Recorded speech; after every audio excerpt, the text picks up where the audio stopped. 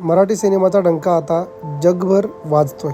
कालचा दिवस संपूर्ण महाराष्ट्रासाठी आणि सिनेसृष्टीसाठी एका मोठ्या उत्सवापेक्षा कमी नव्हता. दिग्दर्शक प्रवीण तरडे यांच्या देऊळ बंद 2 या चित्रपटाने बॉक्स ऑफिसवर असा काही धुमाकूळ घातलाय की अवघ्या 39व्या दिवशी या चित्रपटाने जगभरात तब्बल 100 कोटींचा टप्पा पार केला आहे. एका छोट्या बजेटच्या शेतकरी आणि स्वामी भक्तीवर आधारित चित्रपटाने हा दैदिप्यमान पराक्रम करून दाखवला आहे.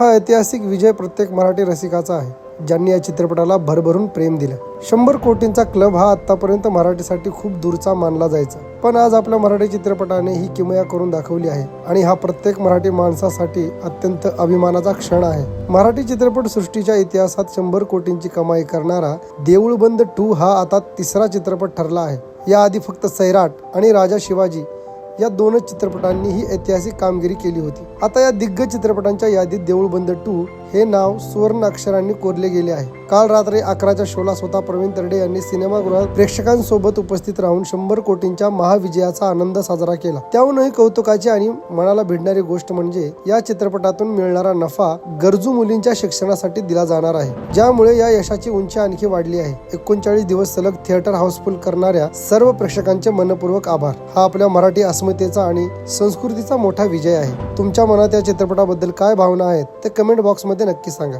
आणि देऊळ बंद 2 च्या संपूर्ण टीमचे अभिनंदन करा.